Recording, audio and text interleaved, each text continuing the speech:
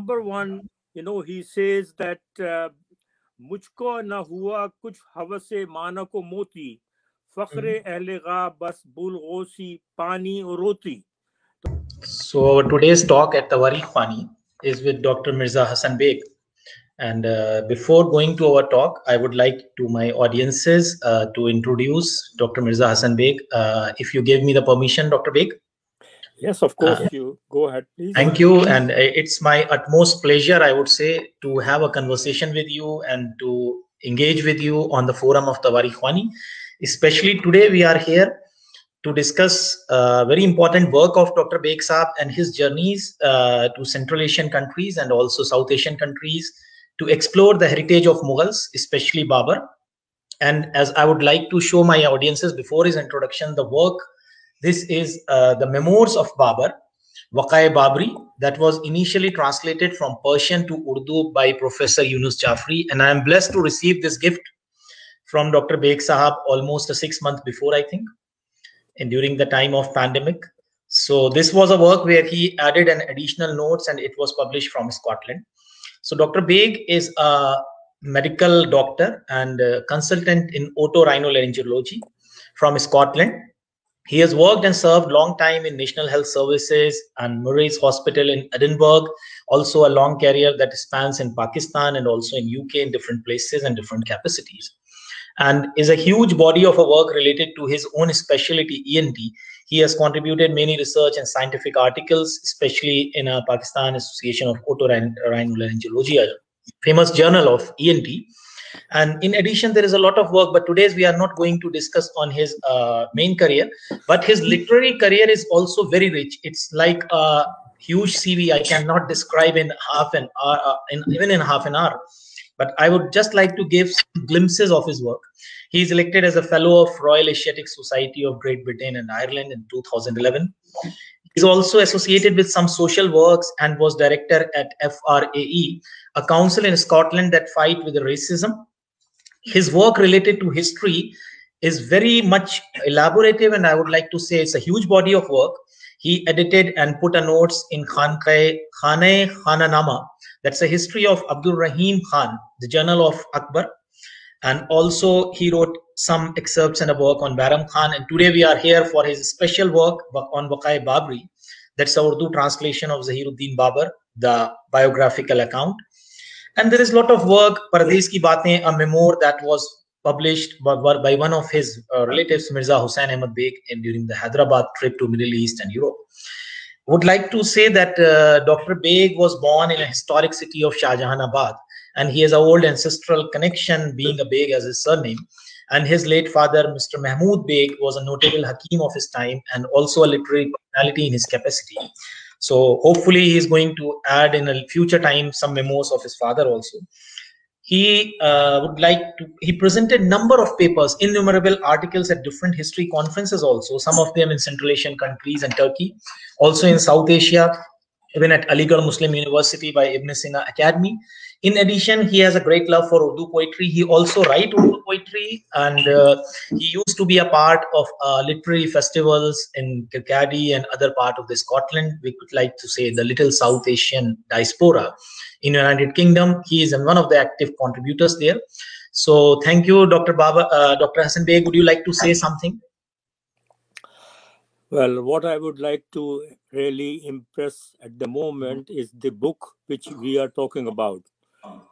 I have, a long time interest in history.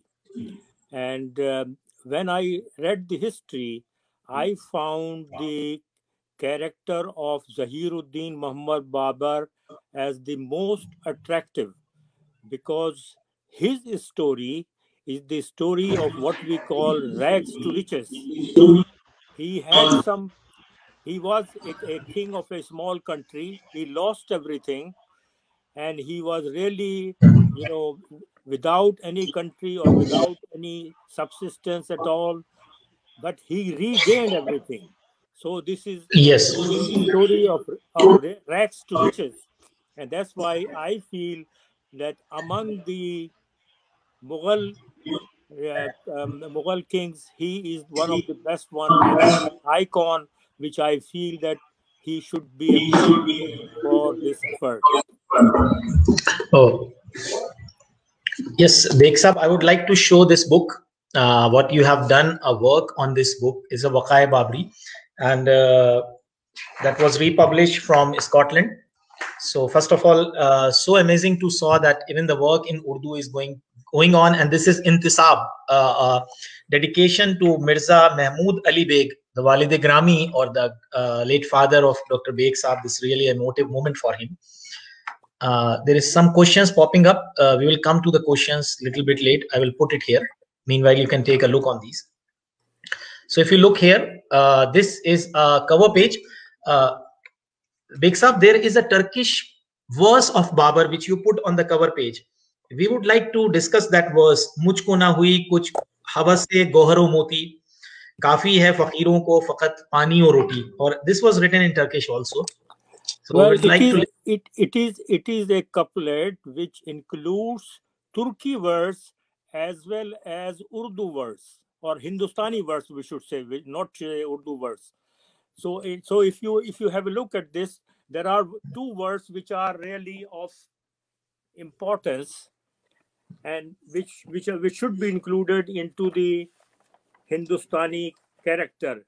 Number one, he says that mujhko na hua kuch havase mana ko moti, fakhre ahle gha bas bulghosi pani aur roti.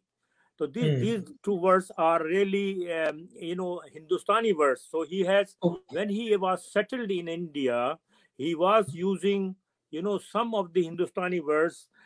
And in addition, there is also another couplet which is related to his Hindustani verse, and which is Chuma de chuma mubtulae tawaim bahindustan az baraye tawaim, which means, okay, give me a kiss as I am your devoted lover, and I am in Hindustan because of you. So these two ashars really include Hindustani verse. So, yes, exactly. I mean, he was really not only a king, a fighter, a conqueror, but also he has many literary contributions to the history. Exactly. Because that perspective is widely known to all of the people, but his literary work is sometimes undermined because of his conquest, because of the recent, we say, the binaries where we divide the history with our own perspectives. So going to the first thing, you have especially research on that the word Babur, that is exactly used by the historians, mainly the English historians, is a sort of a distortion. And you used to take a stand that even in the English we need to write as a Babar. Can you please reflect on this?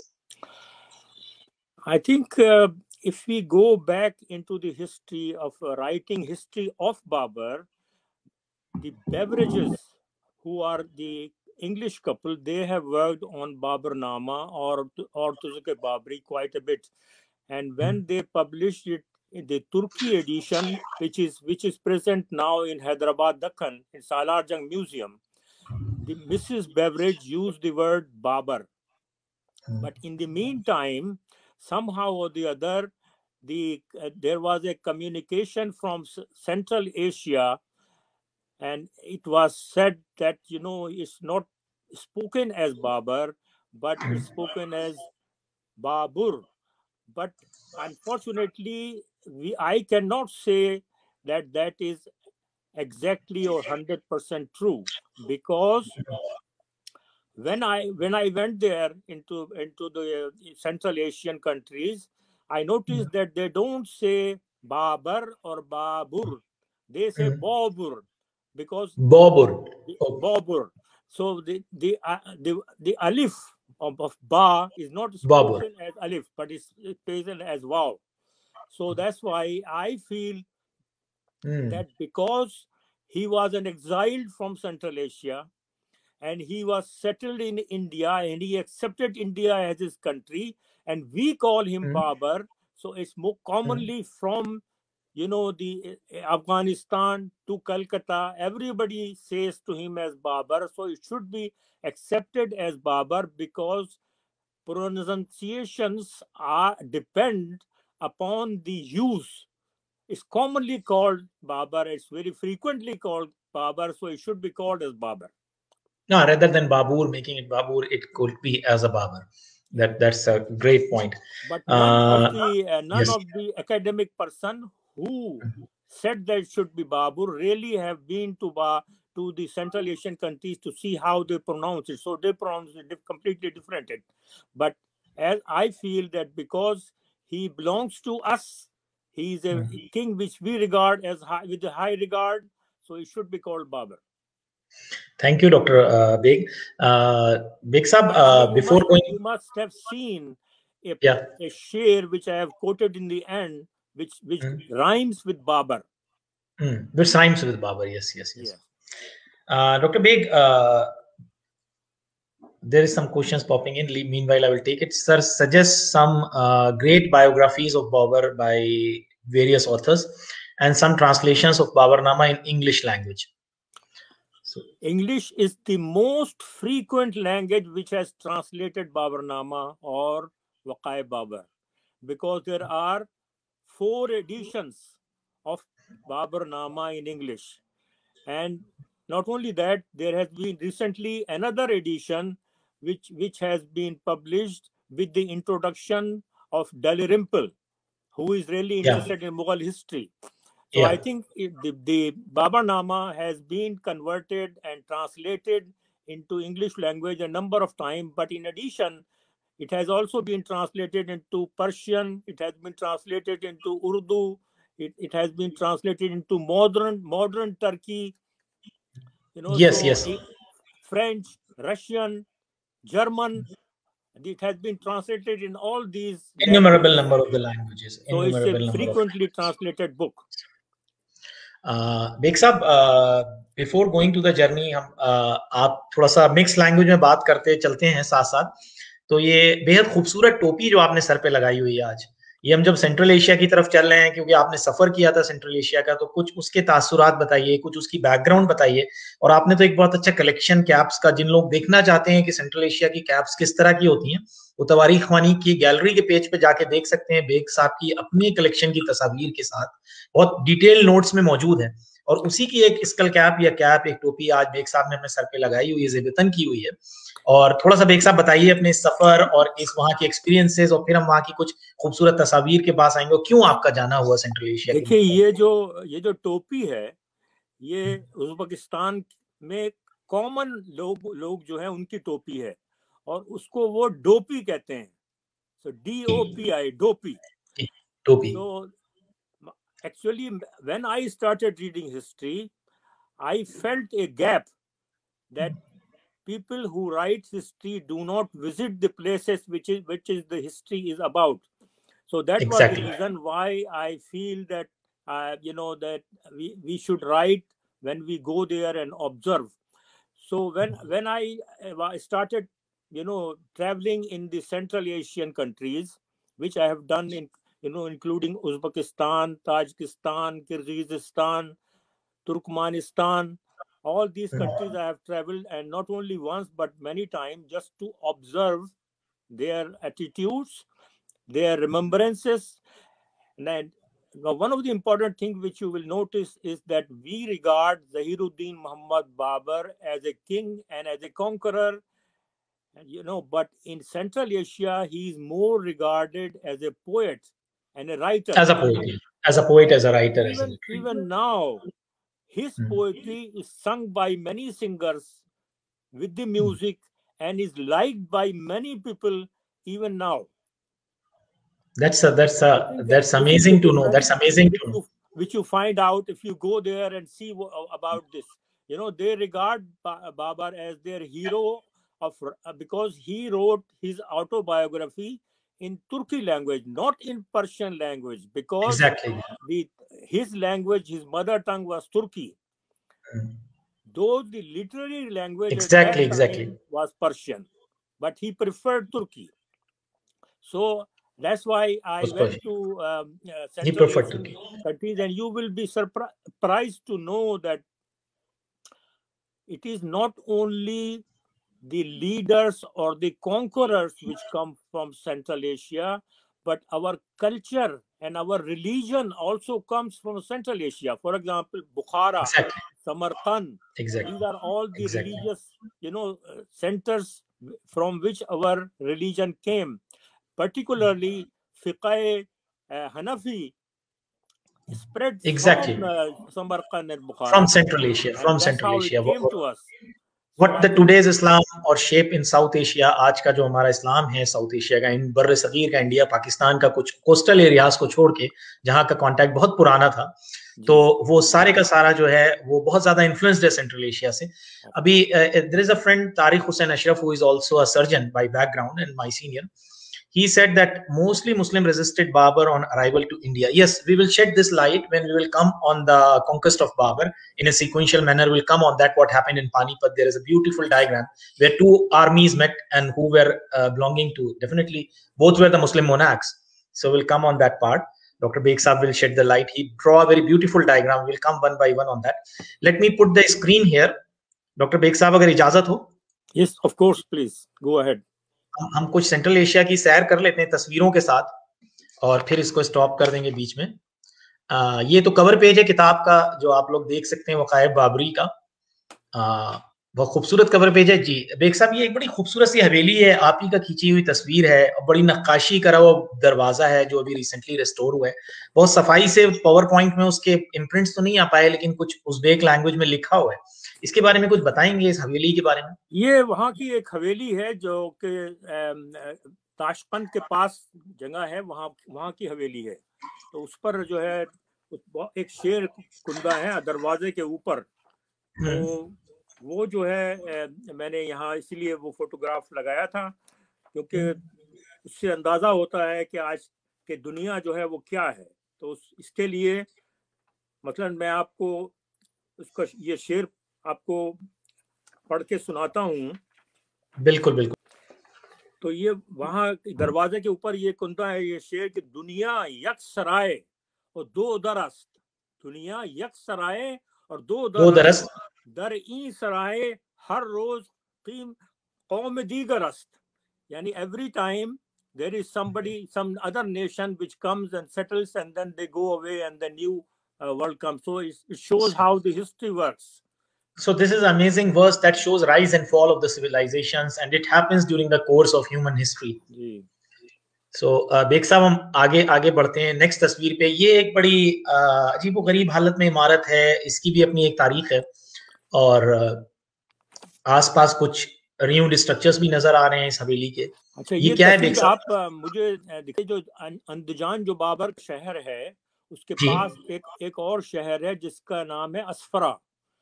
असफरा जी. असफरा के किनारे पर ये हवेली है जो आजकल जो है एक रेस्टोरेंट बना हुआ है. और ये आप नीचे देख सकते हैं कि ये दरिया, एक छोटा दरिया है जो बह रहा है. सो ये असफरा का दरिया है और उसके किनारे हवेली है. तो ये आपने अपने अकाउंट्स में असफरा दरिया का जिक्र किया दरमियान. और बाबर ने असफरा के पुलाव की तारीफ की है क्योंकि पुलाव वहाँ का आमतौर पर खाया जाता है और बहुत staple diet है. And that's why he has praised this town which is among the mountains with a small river, and then he used to enjoy the pulao of that city. It is even now Asfara's pulao is well known in Uzbekistan. Uzbek pulaus is definitely pilau or pulao, what they pronounce it. It's really amazing, and there is a lot of influence of Uzbek pilau in Middle Eastern cuisine also. You go to Iran, you go to any Arab country, you will find influence of that specific Central Asian pulao in a different names. Bukhari rice is quite famous in Arab world.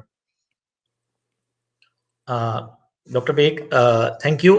एक अब next तस्वीर जो मैं लगाने जा रहा हूँ bag साहब, ये ताशकंद की है और आप खड़े हुए हैं मिर्जा गालिब जामा मस्जिद के सामने. जी, ये ताशकंद के एक मोहल्ले में ये काफी बड़ी मस्जिद है जिसका नाम है मिर्जा गालिब मस्जिद. और इसको जो है हिंदुस्तानी हुकूमत के ताउन से तामीर किया गया था.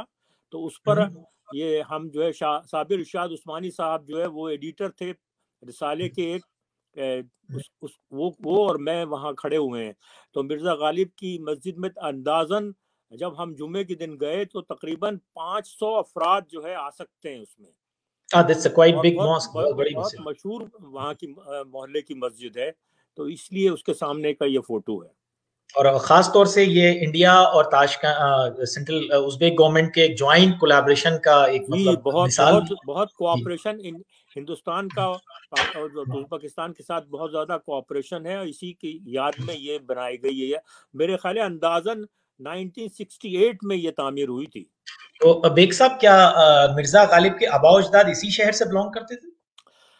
مرزا غالب کے آباء و اجداد جو ہے وہ تو کہیں اور سے تھے، اس کا اس وقت مجھے اس کا نام خیال نہیں ہے، but I think he was proud of being from the Central Asia.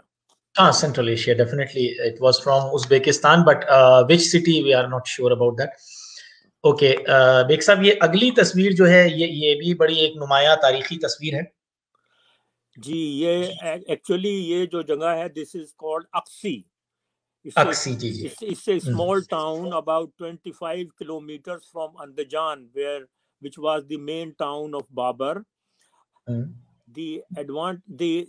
The importance of this was the fact that there was a castle where Babur's father used to live, and it was his capital at Aksi. At that time, Babur has described that his father has a kabutar khana by the side of this castle, and yes, that's how his father went into that kabutar khana, and it fell into the river because the river is in front of it, and that's yes, how he died. But unfortunately there is no evidence of anything at all except this mountain or hill, which has a lot of architects. Even you can find small pieces of cups and things like that which are there. So at the moment this is the place where his castle used to be.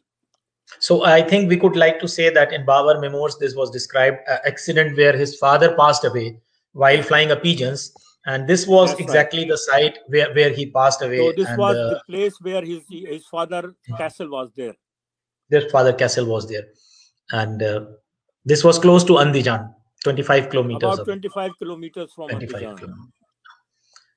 Bigs up, this picture came up in between because I shared it on the Tawari Khwani forum when we were writing a detailed article of the galleries of your journey. So this has a specific importance from a tablet that is from Bukhara. This is in Bukhara. Yeah.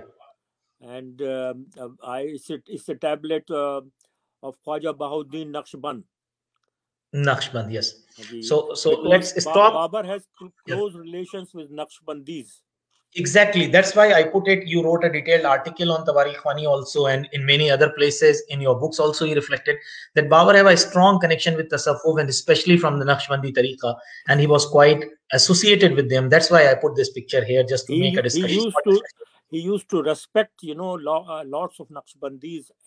Particularly, he used to praise Khwaja Ubaidullah Ehrar. Khwaja Ubaidullah Ehrar, and in addition to Khwaja Ubaidullah Ehrar, there is also Khwaja Bahauddin Naqshband, and which is in Bukhara, and there is also another one which is in Turkmenistan. Yes. So some questions I am putting up or comments in between just to make it interactive. Zahiruddin Babur conquered Kabul, Badakhshan, Kandahar in 1504 and won Afghanistan in 1526. Why did he choose his burial spot at Kabul despite having a large part of Hindustan in his control? Okay. There is a question from Yusuf Shahab. I think the main reason why he chose was that he did not like the heat of the Hindustan, because I know he has written a large part of description of Hindustan. He has given some points which he liked, and he has given other points which he did not like. Yes, he exactly. did not like Hindustan because of the fact of the heat, and even in fact one of his Lashkaris, or one of his amirs which were with him, said that they don't want to stay in Hindustan, but he strongly, spoke against it. But when he died, his wish was that he should be buried in Kabul because he has, reigned in Kabul for 20 years. He was in Hindustan for little bit of less than 5 years, but he has reigned in Kabul, and he liked the Kabul because of his weather and because it has got lot of gardens, because he Yeah, used to at love that time, gardens. love So gardens. I mean that's the reason why he likes the weather of Kabul as compared to weather of Hindustan. We will come on some pictures from Kabul and his resting place, and there is a garden laying down. There is an amazing picture shared by Dr. Beg Saab. Yes, Hassanan Aziz Saab, sir, Babur is said to have a critically analyzed administration of Lodi dynasty. Can you tell some of his critical analysis of India, in which he did in order to improve well-being of people? Did Babur lay claim on India because his great great grandfather Timur through his vassal Sayyid dynasty? Yes, partly. Dr. Beg will answer in detail. Yes, that was also a reason that he considered his as a Yes, part of his. he used to say that Amir Taimur was the uh, great grandfather of his great grandfather. So he used to say that it is our right, to go and live and control India, and that's why he came. And he ideally, it was really mainly the Kabul in which he ruled for about 20 years. He used to come and go in the northern part of India, which at present is Pakistan. But I think when he came to India to conquer it, it was in 1525, and at that time he came through and conquered it, and he said that because it was Amir Taimur who has already ruled here, so I have a right to be there. Claiming on his great grandfather state or whatever it is, expeditions. So can we go back again to our share screen and share some more pictures from Central Asia and other places where Babur has passed through it and you have journeyed that areas? So I'm adding and sharing the screen again. Let me see that it is visible to all of you, because some people complain that they are not able to see the screen. Now let me see. Hope you have seen it. Now we are coming on the same question. There is a painting. Beg Saab, have you able to see that? Yes, I can see it. Obviously, as you can see, I have written on it that it is Yeah. Babur who is arranging a garden, Mm. and he's telling the people to organize it. And this is a painting which is which was done in Akbar's time, and he is organizing a garden in Kabul, or Exactly. which is it is a place called near Kabul, now where he organized this garden. Exactly.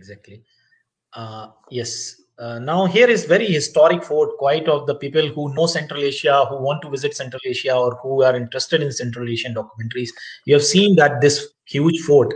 This is a historic fort. Dr. Beg Saab will reflect more on this. This is the fort of Bukhara. Exactly. At the time when Babur conquered Samarkand, he also had control over Bukhara, and this is the castle of Bukhara, which is still there, and it has been preserved by the present government of Uzbekistan, and it's in a good condition, and it's worth visiting. This castle. And it has a many layers of heritage. It has been said that it is more than 1400 years old. It has even a very long history and legacy for this fort. It is in a very good condition. Yes. Yeah. Okay, now this is a very beautiful picture by Beg Saab.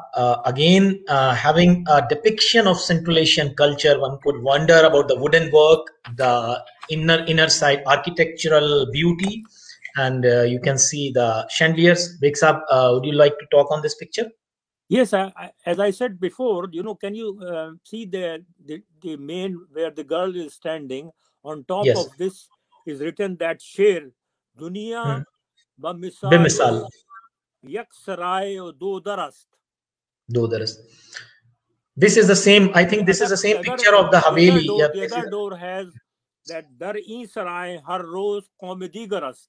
That every time there is a new nation which comes and rules, and then they go away, and then another one comes. But this is a main hall of the one of the, Havelis of in near Tashkent in Uzbekistan.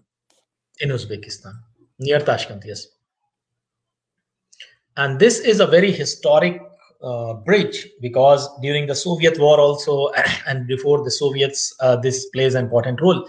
And Babur, as I mentioned, for this river, and Babur crosses this river. Can you please talk on this, Beg Sahab? Yes, this is the bridge which connects.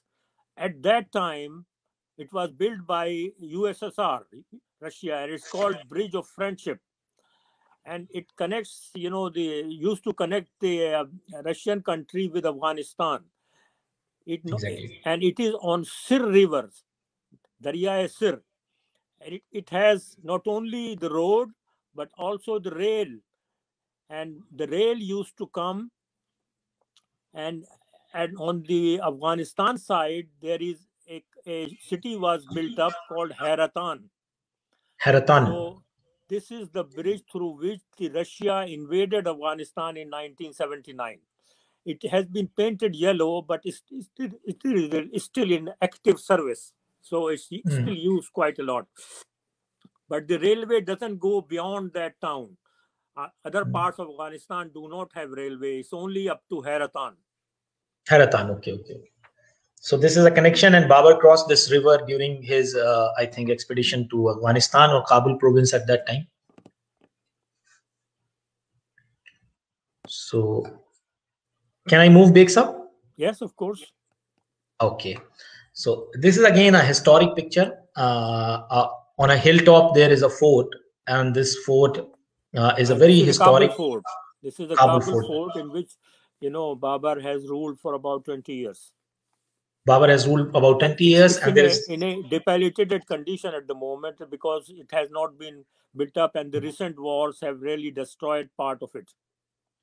And many historic moments of Mughal history took place in this fort, and you will find the mention in many Mughal history accounts, even Babur memoirs also. And this was a time where 20 years have been spent by him in this fort. And this is amazing Takht-e-Babri. This is now presently in Pakistan, and it has an interesting account. This open air throne, or a stone slab, that's known as Takht-e-Babri, in a beautiful town of Punjab, Pakistan. Yes, Beg Sahab. The slab has been put up by the Pakistan government, and this actually is the stone which used to, where Babur used to sit and used to inspect his lashkar from the top of this takht. It's called Takht-e-Babur. And Babur planted a garden all around this. At the moment, if you go there, it's in a place called Kalar Kahar. Obviously, Kalar Kahar, it does not have Babur's garden, but there is some, greenery around it. But, the platform or Takht-e-Babur is still there, and there is a stone built up and written on it that it is Takht-e-Babur. And this place is there when Babur invaded, the northern part of India 5 times, and ever he used to pass through Kalar Kahar, then he used to stay here. This is a resting place for his armies, and because it is situated at the high point, I think presently it is in Chakwal district. Yeah, near Chakwal, yes. Near Chakwal, the part is Kalar Kahar is a beautiful. Kalar Kahar is a beautiful town. I think it's located on the height, and its environment is also very good because of its location. So, yes, now we are here. This is a tablet that has been inscribed, put down, I think, by Mughal Emperor Jahangir. That's right, and this is the tombstone of Zahiruddin Muhammad Babur. I think now, the garden which Babur implanted and he's buried there has been repaired quite a lot by the present Afghanistan government with the help of Aga Khan Trust. And Yeah. when I went there, it wasn't in that good condition, but I gather that it is now in a regenerated form, and they have tried to build up his tomb and preserve this. And this, as you said, it is planted by Jahangir, his grandson.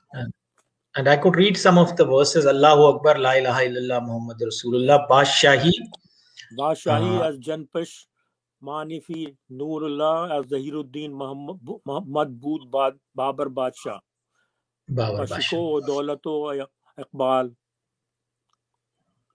Yes. So this is a historic Panipat War memorial.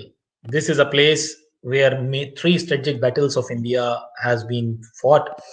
And the first battle was between Babur and Ibrahim Lodi in 1526. And this Beg Saab, you visited Panipat, and we will come very soon on the details of the battle and what happened. There were some questions also from our audiences regarding this. Indian government has recorded this and put this tablet. It shows all the 3 wars which took place at Panipat, including the one which is of the Babur, and the Babur's was the first one in 1525. So this is the tablet. This used to write 1526 at most of the places, I think, because most of the places they used to write 1526. Here 1526 is written. 1525, 26, depending, because actually Hijri wise is 1932. Sorry, 932. 932. So from 932, when you convert it, it is between 26 and 25. So it's really 25, 26. Yes. And Beg Saab now came back with this picture on our talk of our book, where you read a verse from it at the start. Mujhkala hua kuch ho so manako muni. मुझका ना हुआ, जो अशार जो है वो है, मुझका ना हुआ कुछ हवा से माना को मोती, फक्रे गा बस बुल गोसी पानी और रोती. Yes. This is mixture of Turkic words as well as Hindi words. Yeah, this is a beautiful verse, because here is a lot of mixture of languages. We saw that the Babur used. There are some Indian words, some Persian words, and some Turkish word. It's talking about Fani bird. Okay, there is a lot of questions came up in between. We will take one by one. So Beg Saab, there is now people are asking many things about Babur's attitude towards Hindu religion in India among Hindus in current BJP disposition. Okay. I need one more session. Please run on Babur and other Muslim rulers. Okay. Tariq Hussain Ashraf, Babur name is associated with a lot of passion in India, and right-wing politics revolve around Babur. How is relation with the Hindu kings of India at that time? Okay. Some of the Hindu princes were with Babur. Others were against it. The main opposition was of Rana Sanga, which was, but actually, if we go into the history of conquering of India by Babur, it was against the Muslims he fought first. So Panipat was against the Muslim. Even the second battle of Panipat, the Hemu was leader, but the fighting forces were the Afghan Pathans. When the second battle of Panipat took place during the leadership of Hemu, it was also, the leader was Hemu, but the fighting forces were Afghans. Yeah, it was a Muslim ruler even at that time. It was the Muslim ruler that second war of Panipat was. Yes. So even not the first one, even when the second one. If we go to the first one, which we are concerned here with, yes, exactly, it was really against the Muslims, not the Hindus, but the second part of it was against Rana Sanga, who was a Hindu ruler of the time. Okay. Sayyid Yusuf Shahab, who extensively traveled Punjab, I know because of his love to history, and he captured the heritage of Punjab. I have seen many caravan sarais on GT Road, especially in Punjab, both India and Pakistan. Does any sarai was constructed during time of Babur, or as he was approaching towards Hindustan from Afghanistan? Babur, after he settled down in India, he had the the distance measured from Delhi to Kabul, and on every, what we call a distance of Yagash, he had built a tower and a post office or post clerk and a sarai. So it was Yeah. built during Baba. It started during Baba's time, which was later completed by Sher Shah Suri. So Baba started, this procedure of making the road and the post center and and a minar to say, and the post used to go on the horses. Exactly. Big Sab, let's share a screen again with some last picture, I think, and then we will go back from something from our Wakai Babri, some few points that we have started at the start. So let me just go through it in the process of sharing. Yes, and again go back here because two important illustrations are left in the discussion. Yes, this is before going to this, let me come to this picture. This is very amazing picture, Beksab, you have captured during your trips, and I would like you to share what is written, and especially it is written by Babar by his own hands. This stone is preserved in one of the museums. No, I can't say that it's in his own hand, but Okay. it was a trend in Central Asia that when the Lashkar is going from place to place, when they came to mountains and stones, then they used to write, or they used to write down on the stone so that people should remember that the Lashkar has stayed here. So this is one of the stone which is present even now in Tajikistan museum, Tajikistan which has a museum. Yes. shar written in Persian, and they just to remember that the Lashkar passed through here. Okay, Bixam.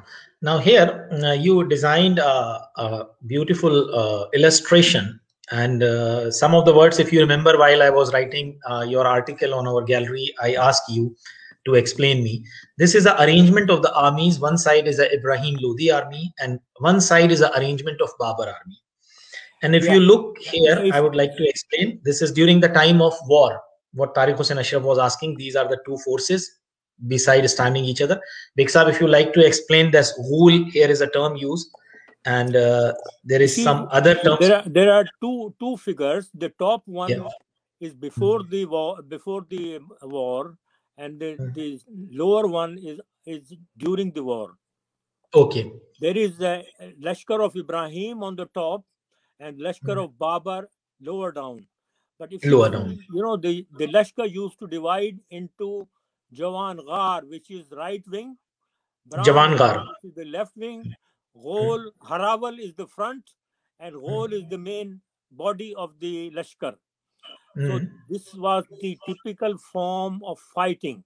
But Ibrahim's Lashkar was like a group, but if you compare it with Babar's Lashkar, he has organized it in the way that, the Ibrahim Lashkar was very surprised because there were, what we call guns with two commanders called Ali Quli and Mustafa Topchi, and they were bound by bound by the Turkey way, and then there were Haraval Dasta, which is the front, then Bran Ghar, Ghor, and Jawan Ghar, and there was a Mahfuz Dasta. So I think it was very organized way that Babar faced because his Lashkar was much smaller in size as compared to Ibrahim's. When Ibrahim, attacked, it was mainly because of the Babar's Bran Ghar, he was under view. So Babar instructed them to take the Ibrahim's Lashkar in the center and cover it from two sides. So Bran Ghar on the right, Jawan Ghar on the left, and Ghor in the center. They all covered it, the Ibrahim's Lashkar, and they used Turkey, arrows and to attack them. And that's what the Babur says, that his main victory was because of the Turkish arrows which he used. Turkish bows and arrows. That has a typical power. Bows and arrows. We'll come on that detail. So I hope this illustration is clear to all of you. It's very nice arrangement you have made it. Mahfuz Dasta, I think, is a defense line. Baran Ghar is right wing. Jawan Ghar is a left wing. And Ghul is the rear one. And Harawal is the main center. Ghul is the center and Harawal is the front line. And this is how they circumambulated this huge army of Ibrahim Lodi, and that consists of a lot of war elephants and other good number of cavalry and soldiers. But this small army, or the outnumbered army, by using war techniques that they use from their places and also the guns and Turkish bows and arrows, they win this historic battle that changed the fate of Indian history. Okay, thank you. Coming back to our talk. Yes, thanks. Okay, there is again Tarun Bhai have a question. Yes, this is a very interesting question. Did Babur himself called himself as a Mughal, or it was a later distortion of the term Mongol? Where do we first find the use of the term Mughal? Yes, I think we must clarify that Babur always used to call himself a Turk. He never called himself a Mughal. I think the word Mughal came with the English writers. Yes. And I can quote to you a qita of Babur, which he sent to one of the governors of Bayana when he conquered India, and he was trying to conquer the small princes, of the provinces. One of the governors called of Bayana. So he wrote a Turki quatrain in which he says, "Baturk Satiza Makan e Mir Bayana, Baturk Satiza Makan e Mir Bayana, Chalaki o Mardangi Turk ayast, Chalaki o Mardangi Turk ayast, Garzud Neai o Nasihat Nakuni Gosht, Anja ke ayast che Hajib Bayast." Meaning that strive not with a Turk, O Mir Bayana. Strive not with a Turk, O Mir Bayana. Agility and bravery of the Turk is obvious. If you do not come soon and listen to reason, there is no need to clarify what is obvious. So Babur himself is calling himself a Turk, and he used to be proud of being a Turk. I think it's only later on when the histories were written, and mainly I can blame the foreign histories which were written. It is unfortunate that we do not study our own history and depend on others to tell us. Other sources, secondary sources, yes, not the primary sources. Babur is quite clear that he was proud of being a Turk. It is only later on that the word Mughal was used. Thank you for your questions. One more question, then we will come on Baburnama. What unit of measure was used by Babur to calculate the distance, and how long it take for a post to reach to Kabul? I think that they used to measure in different ways. I think there was a Sangmel. Sangmel. Sangmel used to be put up. But I think usually Yagach, they say Yagach, which was measured in. Or sometime in Iran they use a different word for it, which I obviously at the moment I can't remember, but I think this is what Farsang is also used. Baig sahab बाबरनामे पे आते हैं. फरसंग. अब हम लोग बाबरनामे पे आते हैं क्योंकि काफी वक्त माशाल्लाह निकल गया. फरसंग सवालों जवाबों में 50 मिनट हमारे निकल गए और गैलरीज भी बड़ी खूबसूरत जर्नी आपने सेंट्रल एशिया की कराई. To be about 2 miles. Thank you Moin sahab and शुक्रिया बेग साहब. तो थोड़ा सा बाबरनामे पे तस्करा कर लेते हैं इस हवाले से जो आपने काम ऐड किया है. We will try to speak in Urdu because this work is in Urdu, so that will be more better. We'll talk in the original language in which work was done. तो आप मैं बहुत ही detail book है बाबरनामा. जो भी पढ़ता है, एक तो सबसे पहली चीज ये है कि बाबर की खुद की observation. He used to observe the nature in a very fine way. He used to observe the things in a very fine manner. He used to reflect on the animals, even on the nature. Baig sahab कुछ इस पे आप फरमाना चाहेंगे? बाबर नामा जो है उसके, या तुज़्क़ बाबरी जो है, या वक़ाए बाबर जो है, उसके तकरीबन 20 सफ़हात जो है वो सिर्फ हिंदुस्तान के बयान में है। उसने न सिर्फ ये कि हिंदुस्तान की तारीख़ बयान की है, बल्कि वहाँ के जानवरों का जिक्र किया है, जिसमें शुरू करता है वो हाथी से, वहाँ के फलों का जिक्र किया है, वहाँ के जानवरों और मुख्तलिफ जानवरों का जिक्र किया है, वहाँ के परिंदों का जिक्र किया है, वहाँ की मछलियों का जिक्र किया है, मछलियों का, इवन मसलन चिड़ियों का, बर्ड्स। एक मिसाल मैं आपको देता हूँ जो कि जो कि अब भी हमें कंफ्यूज करती है कि बाबर ने एक मछली का जिक्र किया है और उसका नाम लिखा है कक्का मछली। कक्का। उसकी खुसूसियत बयान की है कक्का मछली की कि इसके कान के पास 3 हड्डियां होती हैं, जिनको वो जोर जोर से हिलाकर अजीब तरह की आवाज निकालती है। तो आज तक हमारे मुल्क में ये पता नहीं चल सका कि ये कौन सी मछली है और किस तरह की मछली है, लेकिन बाबर ने खास तौर पर इसको बयान किया है। तो इसमें जो मुख्तलिफ उसके शारे हैं उन्होंने भी इख्तलाफ किया है कि ये कौन सी मछली है, लेकिन बाबर जो बयान में जाता है वो मुख्तलिफ मछलियों के बयान में भी जाता है और मुख्तलिफ जानवरों के बयान में भी जाता है। तारीख़ भी बयान करता है हिंदुस्तान की, और हिंदुस्तान के जानवरों को भी बयान करता है, फलों को भी बयान करता है। तो ये सब तफसीलात तकरीबन 20 सफ़हात पर मुहित हैं, जो कि आप इसमें वक़ाए बाबर में। एक साहब अगर आप इजाजत दें तो वक़ाए बाबरी से मैंने कुछ निकाला है, अगर आप इजाजत दें तो मैं पढ़ दूं थोड़ा सा। जो मौसमों के बारे में उसकी बड़ी फाइन ऑब्जर्वेशन है, जैसे कि उसको बरसात का मौसम बहुत पसंद है, लेकिन वो एक चीज नापसंद करता था, जो ह्यूमिडिटी हमारे यहाँ होती है। तो वो लिखता है कि चुनाचे हमारी विलायत के कमानों से बरसात के मौसम में यहाँ तीर अंदाजी नहीं की जा सकती, क्योंकि वो नाकारा हो जाती हैं। और ये रतूबत सिर्फ कमानों पर ही नहीं बल्कि जर्रा बख्तरों, किताबों, सब्जा और बर्तनों तक असरअंदाज होती हैं। तो देखिए आप कितना फाइन ऑब्जर्वेशन है। जो ह्यूमिडिटी हमारे यहाँ होती है, आजकल भी आप किताबें रख दें तो उसके ऊपर एक फंगस आ जाती है, या उस पर एक चीज इस तरह से। फिर वो यहाँ की सनात से बहुत इंप्रेस था। वो कहता है कि यहाँ की खूबी ये भी है कि हर सनत व हुर्फत कारीगरों और दस्तकारों की फराबी है, और हर काम और हर चीज के लिए यहाँ कुछ ऐसे लोग मुकर्रर और मुअय्यन हैं जो कि बाप दादा से इस काम को करते चले आ रहे हैं। मतलब ऑक्यूपेशनल गिल्ड्स पे ही मेक अ फाइन ऑब्जर्वेशन। खानदानी पेशे यहाँ होते हैं ना, खानदानी पेशे जिसे हम गिल्ड कहते हैं। हमारे यहाँ कास्ट सिस्टम भी इसी से बने हैं, अक्सर वो बेशतर कम्युनिटीज ऐसे ही हैं।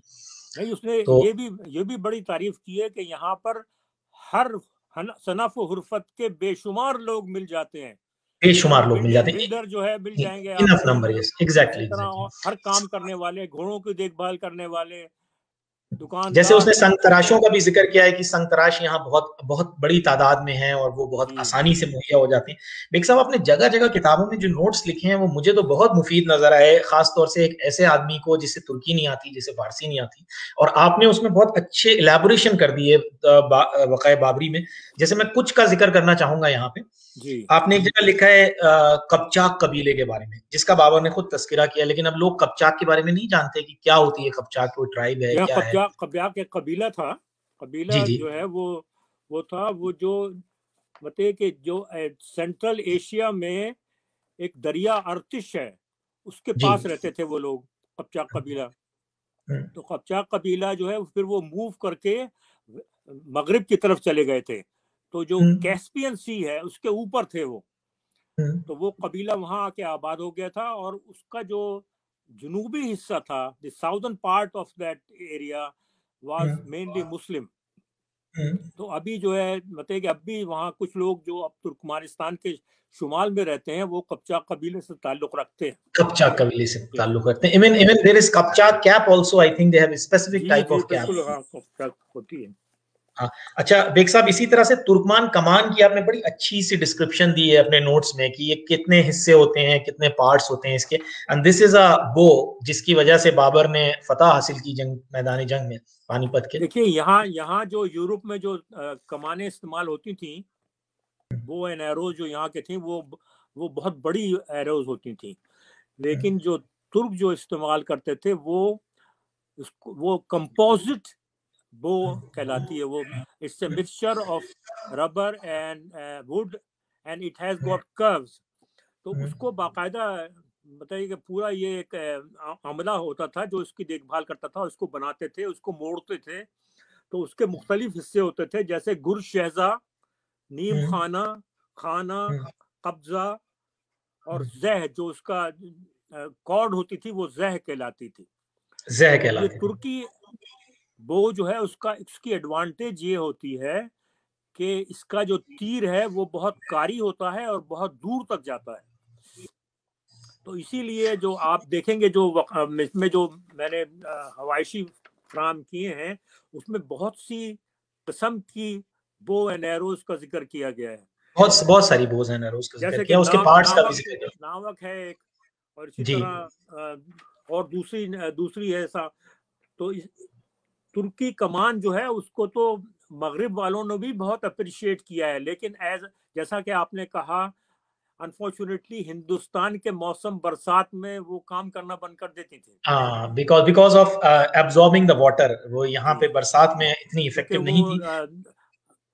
پانی کی وجہ سے وہ ویک ہو جاتی تھی. بالکل. اچھا بیگ صاحب, اسی طرح سے ایک آپ نے ایلیگیشن کو بہت اچھے سے کلیئر کیا ہے کہ جو اسکل ٹاورز بنائے جاتے تھے میڈیول ایجز میں اسپیشلی, تو some historians has attributed this practice that was started by Amir Temur, but you have clarified that it was not exactly Amir Temur, it was a practice that was imbibed from Mongols. نہیں, میں آپ سمجھا نہیں, آپ کیا کہہ رہے ہیں؟ آپ نے انہی حواشیے میں ایک سوال کو بہت ڈسکس کیا ہے, کھوپڑیوں کے مینار, اسکل ٹاورز جو تھے. جی جی جی جی, اس ایک ایلیگیشن کو آپ نے کلیئر کیا ہے کہ that allegation was yes. مغربی آتھرز جو ہے نا وہ یہ بلیم دیتے ہیں کہ یہ امیر تیمور نے شروع کیا تھا یہ, لیکن یہ بات درست نہیں ہے, کیونکہ جب لوگوں کو مطلب کہ قتل کیا جاتا تھا فوج کو, تو اس میں جو ان کے جو سر ہیں ان کو جمع کر کے ایک مینار بنا دیا جاتا تھا. یہ مختلف قسم کے ہوتے تھے, مطلب جو ڈسکرائب کیے گئے کلاجیو نے جو ڈسکرائب کیا ہے, جو کہ ایمبیسیڈر تھا اٹلی کا, اس نے یہ کہا ہے کہ ایک لیئر جو ہے وہ اسکلز کا تھا اور ایک مٹی کا تھا. لیکن جو میں نے تصویر دیکھی تھی وہاں ازبکستان میں وہ صرف ایک اسکل کا ڈھیر تھا. تو یہ ایکچولی شروع کیا ہے چنگیز خان نے, چنگیز خان کے زمانے سے یہ ہوتا چلا آیا ہے. اور یہ ایک وار ٹیکٹک تھی, ایک فیئر کریٹ کرنے کی کہ بھئی ہم نے یہ فلاں جگہ کانکر کیا, اور وہاں کے لوگوں میں ایک دہشت پھیلانے کے لیے کہ بھئی یہ ہماری آرمیز یہ کر سکتی ہیں, and this is our achievement. تو یہ میڈیول ایجز میں اس طرح کی وار اسٹریٹجیز ثابت کرنے کے لیے, کیونکہ حکومتیں شخصی تھیں, اس لیے دہشت پھیلانا ضروری تھا. اور آج کی وارفیئر میں بھی سائیکولوجیکل وارفیئر چلتا ہے, that's a part of psychological warfare. بالکل یہی بات ہے. بیگ صاحب, ایک جگہ آپ نے اپنی اسپیشلٹی کو بڑے اچھے سے یوز کیا, بینگ اے ڈاکٹر. بابر کے ہاتھ میں ایک فریکچر ہو گیا تھا جی, اس نے ایک پنچ مار دیا تھا, it seems like to be a boxer's fracture, اور آپ نے اس کو بھی بڑے اچھے سے ریڈیوگراف کے ساتھ ایکسپلین کیا ہے. میں اس کو بھی تھوڑا تبصرہ ایکس رے میں نے دیا اس میں. جی بہت مطلب آپ بھی میڈیکل ڈاکٹر ہیں, آپ کو بھی پتا ہے کہ یہ بہت مشہور فریکچر ہے کہ اگر آپ کسی کو گھونسا ماریں تو جو یہ ہڈی ہوتی ہے یہ ٹوٹ جاتی ہے. تو بابر نے اپنے سائز کو ایک گھونسا مارا تھا, تو اس کے بعد تک 3 ہفتے تک وہ اس ہاتھ سے کام نہیں کر سکا, لکھ نہیں سکا, کیونکہ اپنی ڈائری بھی نہیں لکھ سکا. تو یہ باکسرز فریکچر کہلاتا ہے. بالکل اور اس فریکچر کا اس نے ذکر کیا ہے, اس نے کہا ہے کہ میں رائٹنگ میری رک گئی ہے اور میں لکھنا نہیں چاہتا ہوں, لکھ نہیں پا رہا ہوں اس تکلیف کی وجہ سے, اور میرا ہاتھ سوج گیا. تو بیگ صاحب بہت اچھا سیشن ہمارا تھا, بابر کی فائن آبزرویشنز بھی ڈسکس ہوئی. چلتے چلتے بس کچھ بابر کے اشعار اگر آپ سنا دیں, کیونکہ کلچرل اور لٹریری ایسپیکٹ بابر کا بہت دلچسپ ہے, اگر کوئی ایک آدھ اشعار مل جائے بابر کا. ہاں, میں بابر کے اشعار آپ کو ضرور سناتا ہوں. دیکھیں, ایک تو ہندوستان اور پاکستان یا مشرق میں ایک انسان مکمل انسان نہیں کہلا سکتا جب تک کہ اس کی شاعری کو نہ اسٹڈی کیا جائے. بالکل ٹھیک ہے نا, تو شاعری کو اسٹڈی کرنا بہت ضروری ہے. اب جو میں اشعار سنا رہا ہوں, یہ اشعار جو ہے اس کا اردو ترجمہ کیا گیا ہے, ٹھیک ہے نا. تو اب دیکھیں, بابر جو ہے اپنی پوری زندگی اس نے یا تو گھوڑے کے پیٹھ پر سفر کیا یا خیمے میں. تو اس کے متعلق وہ کہتا ہے کہ نہ جانے کے لیے اپنے میسر ہے کوئی مامن, نہ رہنے کے لیے اپنا مقرر ہے کوئی مسکن، نہ رہنے کے لیے مقرر جو ہے وہ گھوڑے پہ رہا یا شامیانے میں رہا۔ ایک دوسری بات جو اس نے بہت طنزیہ شعر کہا ہے وہ یہ ہے کہ عام طور پر مسلمان حکمران جو ہیں وہ ڈیپینڈ ہوتے ہیں اماموں پر، مولویوں پر، وہ ان میں حکومت میں دخل اندازی کرتے ہیں، لیکن بابر کے ساتھ ایسا نہیں تھا۔ بابر کہتا ہے تم کیا جانو اے شیخ حرم، تم کیا جانو اے شیخ حرم جو اہل عشق کا شیوا ہے، جو اہل عشق کا شیوا ہے یہ دنیا ابھی جنت، جو اہل عشق کا شیوا تمہیں معلوم نہیں، تم کیا جانو شیخ حرم جو اہل عشق کا شیوا ہے۔ اچھا اسی طرح اب یہ ایک جو عید اس کی بہت برے حالات میں گزری تھی، تو وہ کہتا ہے کہ ہلال و یار ہوں ساتھ اس سے بہتر عید نہیں، میں غم زدہ ہوں کہ ماہ رخ کی شنید نہیں، سینکڑوں ہوں پر اس سے بہتر دید نہیں، اس سے بہتر دید نہیں۔ اپنا جو دیوان ہے اس نے کسی کو بھیجا تھا، لیکن کیونکہ وہ سفر میں رہتا تھا تو اس کو باقاعدہ السٹریٹ نہیں کر سکا، اس پہ پھول پتیاں جو ہے وہ نقش و نگار نہیں بنا سکا، اس میں وہ اس کو دیوان کے ساتھ کہتا ہے کہ دیوان میں میرے کوئی ترتیب نہیں، جدول نہیں، زرکاری نہیں اور تہذیب نہیں، بے شک بھیجی ہے تمہیں سوغات مگر ہونی تھی جو تقریب وہ تقریب نہیں۔ یہ بیگ صاحب یہ کس زبان میں اشعار تھے؟ اس کے زیادہ تر اشعار فارسی میں تھے یا ترکی زبان میں تھے؟ یہ زیادہ تر ترکی ہے، اس سے ترجمہ کیا گیا ہے۔ اچھا اس سے ترجمہ کیا اور سنیے، کہتا ہے اپنے محبوب سے متعلق کہ میری طرح کوئی برباد عاشق و رسوا نہ ہو، میری طرح کوئی برباد عاشق و رسوا نہ ہو، کوئی محبوب تیری طرح بے رحم و بے پرواہ نہ ہو۔ بیگ صاحب اسی سے یاد آیا کہ ہندوستان کے موسموں میں اس کو برسات کا جو موسم تھا، موسم برسات، وہ بڑا پسند تھا، کیونکہ اس میں اس کو آفٹر برسات جو فیلنگز آتی ہیں نا، چڑیوں کا چہچانا، سبزہ، تھوڑا سا رومانٹک پرسپیکٹو بابر کا جھلکتا ہے۔ اس کو باغ لگانے بہت پسند تھے، باغ جہاں گیا اس نے باغ لگائے۔ بالکل بالکل۔ بیگ صاحب ایک آخری صفحے میں آپ نے بات کی ہے کہ ہندوستان کے محصولات پہ جب بابر نے ذکر کیا تو اس کا ریونیو بہت بڑھ گیا، اور اس نے ذکر کیا کہ یہاں سے لے کے بہار تک میرے پاس جو علاقہ ہے اس کا کچھ کروڑ میں میرے خیال سے شاید ذکر کیا، کروڑ ٹنکا اس کا ریونیو آنے لگا۔ ٹنکا جی ہے، ٹنکے کا ذکر کیا ہے۔ ٹنکا ایک کرنسی ہے سب یہ ایکچولی یہ جو محصولات ہیں یہ صرف جو ترکی بابر نامہ ہے مخطوطہ ہے اس میں دیے ہوئے ہیں، فارسی میں نہیں ہیں، لیکن یہ کہ باقاعدہ لمبی چوڑی لسٹ ہے جس میں کہ اس کے جو اس زمانے میں اس کے جو محصولات تھے وہ سب اس کی تفصیل دی ہوئی ہے۔ آپ یہ ترکی ایڈیشن سے لے کے آئے ہیں وہ محصولات جو آپ نے یہاں پہ نوٹس میں ڈالے ہیں حواشیات میں؟ یہ جو بابر نامہ ہے یہ سالار جنگ میوزیم حیدرآباد دکن میں ہے، اس میں ہے یہ۔